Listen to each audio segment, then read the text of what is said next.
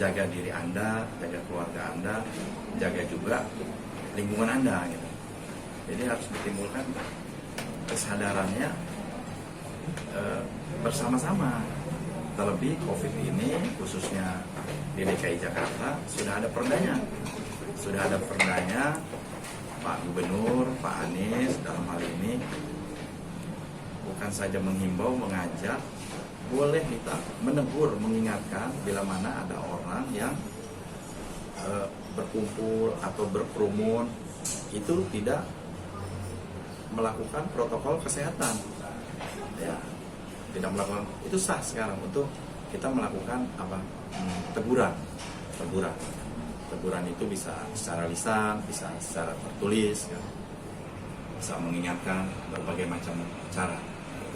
Pastinya ada sanksinya juga yang sudah dikeluarkan oleh pemerintah.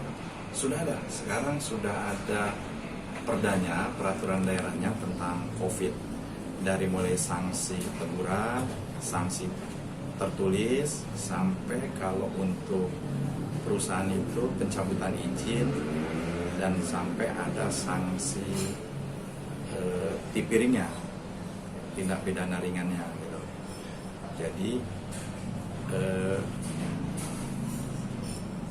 harus kita yakini, walaupun perda ini ada, saya juga tidak berharap perda ini lama-lama terpakai, karena harapan saya walaupun sudah ada perda, sanksinya jelas, mudah-mudahan kita sama-sama minta sama Tuhan Allah Subhanahu wa Ta'ala, pandemi ini cepat berlalu, kita bisa beraktivitas seperti sedia kala. Seperti Tapi ngomong-ngomong, perda ini kan ada pro kontranya juga di masyarakat, ada juga yang menentang gitu kan, bahkan untuk soal denda, terutama soal dendanya sendiri ya Pak Ketua ya. ya, Gimana? ya saya sepakat bahwa yang namanya aturan pasti ada plus minus ya, yang namanya aturan plus minus, karena di sisi lain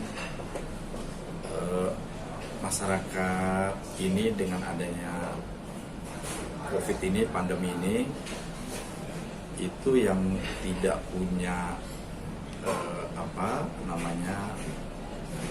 gaji atau kehidupan yang rutin, itu pastinya sangat berat.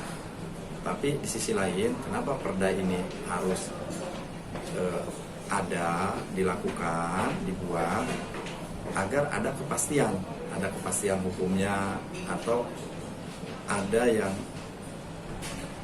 membatasi. Karena kalau bicara ketidakpastian kan kita tahu, kalau nih musim liburan kayak kemarin Maulid Nabi long weekend, itu grafik Kementerian Kesehatan kalau saya lihat COVID angkanya melonjak naik. Jadi kalau plus minus masyarakat itu hal yang wajar kalau aturan itu dibuat. Tapi saya yakin pemerintah dengan membuat nih perda, niatnya untuk kebaikan. Nah, himbauan apa lagi nih Pak Ketua untuk masyarakat yang kembali lagi masih badung atau nakal? Saya mengajak ya kepada semua masyarakat yang ada di Jakarta, khususnya umumnya di negara Kesatuan Republik Indonesia ini, ayo lakukan himbauan pemerintah tentang 3M ini. Sering mencuci tangan, menjaga jarak, dan memakai masker. Karena memakai masker ini salah satu unsur yang kita bisa juga terbebas dari COVID atau penularan. Terima kasih. Terakhir Pak Ketua, punya harapan apa di masyarakat nanti kalau sudah artinya mengikuti protokol kesehatan itu sendiri? Harapan saya sih nggak muluk-muluk ya.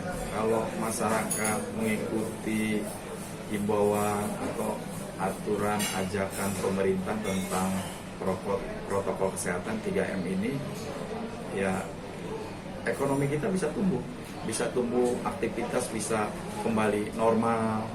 Karena apapun ceritanya, saya sepakat dengan pemerintah bahwa keselamatan dan kesehatan masyarakat itu harus nomor satu kan, diutamakan.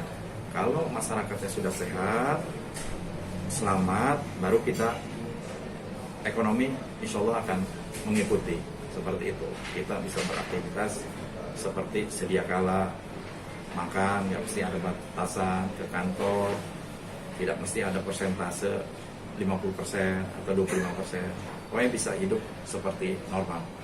Dan itu tergantung kepada kesadaran kita bersama seperti itu. Saya Adi Kurnia Setiadi, anggota DPRD DKI Jakarta, mengajak kepada masyarakat DKI Jakarta khususnya, umumnya masyarakat Indonesia, ayo kita lakukan 3M. 3M, sering mencuci tangan, menjaga jarak, dan memakai masker agar terhindar dari bahaya COVID-19. Terima kasih.